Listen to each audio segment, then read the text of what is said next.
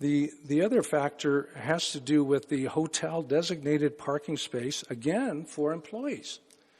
Now, the problem with that is, although we've been quoted, the industry will say, we have only so many people bringing their car, driving here, and then requiring guest spaces. Is there a study to say how many employees Uber to the hotel to work or take Lyft? Of course not. So when the rationale is used, because of Lyft and Uber, we don't need as many car spaces, that doesn't change the challenge of having, supervisors, managers, and so forth that is required. So when you look at the reduction to 0.8, that, in my opinion, is totally unacceptable based on the criteria of interviewing. You can interview guests, say, did you drive or not?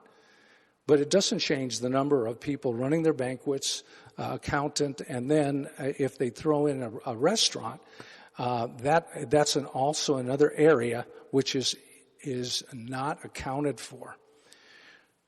What this leads to is a very awkward situation.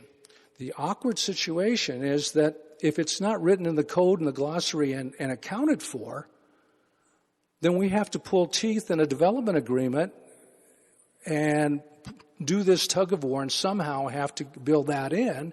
Or if it's overlooked, then, the developer may say, oh, gee, we got off scot-free. So simply saying that it's bundled in a study, and sure enough, the study asks for 20% administrative reduction. So when you combine that, I believe that for the hotel, having a reduction of to 0.8 is, I would grant that per room, but we still have a 0.45 for employees. There's one employee for every 4 occupants, one way or the other. So it's still going to be 1.25 on the count. If we actually recognize that we don't have ghost employees, it's one thing that we can enjoy a restaurant and be very sociable and have an attendant take our order and all that goes great, but then you realize, and we may have a nice tip, right? I mean, that's courtesy and everything. But then you realize that person that's attending for you is struggling to find a parking space and may have squeezed you out of that space. And that's a very common repetitive thing. So it leaves us without on-site parking. That's really the liability that you get when you build a project. It's not the city, then it becomes the city's problem. We have the people running around with chalk lines and chalking tires, and all of that ends up being a burden on us. So I would definitely recommend that there always be an employee component, right?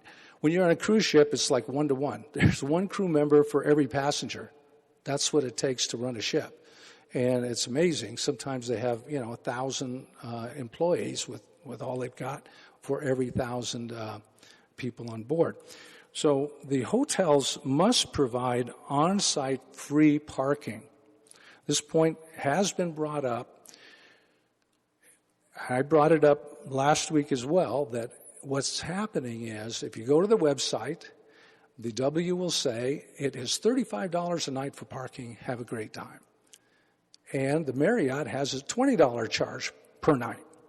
Now, for some people, they even whether it's free valet or not, that's going to discourage anyone, even a visitor, coming because only room key people get to go past the gate. So all of a sudden, all of those factors are cumulative and start to burden the small businesses and the traffic that we have.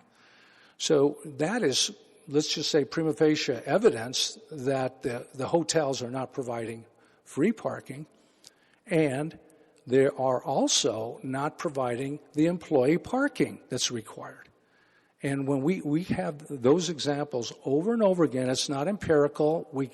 I saw this when the Galleria first opened in 1990, where we actually had employees at the restaurants, parking on the street on Fifth Avenue, going in for a 3-hour shift and then leaving, right at rush hour, right when all those things were happening. So I would say that it's not just an enforcement question, it's that there is not surplus parking in the hotel business. Why? Because they must provide it.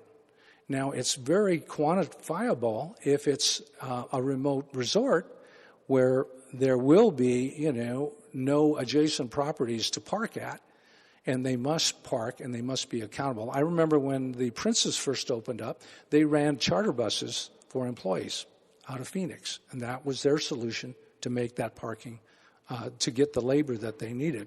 As Ms. Kirtley mentioned, I was sort of surprised to learn when we got into this that there are so many places that allegedly charge for parking when this is supposed to be free.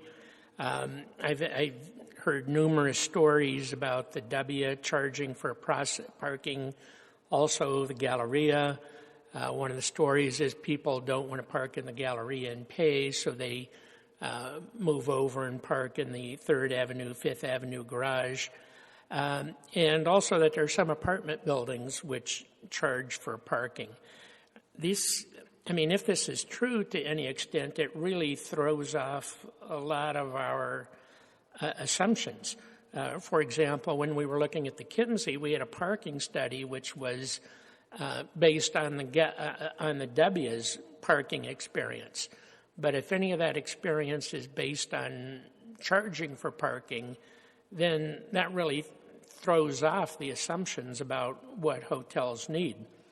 On the hotel, I think we're moving in the right direction, but the 5,000-foot exemption to me is way too large because 5,000 feet would accommodate a good-sized restaurant, I think. And so if you have a 4,500-foot restaurant and you're not taking into account the parking that would be needed for that, that seems to me problematic. So I think we should be specific about what type of space would be subject to that requirement, and it seems to me it'd be bars, restaurants, business spaces, convention spaces, et cetera. We need to aggregate those, and I think we need a considerably smaller exemption than 5,000 feet. Also, I think I'd rather set a pretty clear rule on the hotel allowance and not indulge in this 20% allowance anymore. The council could look at that as necessary and take advice from the staff, but I think we should eliminate the normal practice of the 20% allowance. Regarding waiting for data on a parking study, I don't really want to wait. I think we need to move, but I think we probably need to move incrementally. I'm not sure that we're ever going to get a good set of data which gives us a clear answer. There's an old joke about the definition of a consultant, and that's someone who takes away your watch and then charges you to tell you what time it is. So I don't think that parking consultants or data is really going to answer the question very clearly, and we're not going to be able to do that for several years because I don't think the situation's going to settle down clearly enough after COVID. And, of course, things are changing constantly with Uber and other services. And I'm concerned that next year is going to be a very, very big tourist year because tourism appears to be coming back. I think that spring break and the other events of next spring I believe, are going to bring a lot of people here. And so I think we need to deal with this sooner rather than later. And I don't think we can wait for a parking study, but by not waiting, I think that means we need to make smaller adjustments which we can adjust down the road.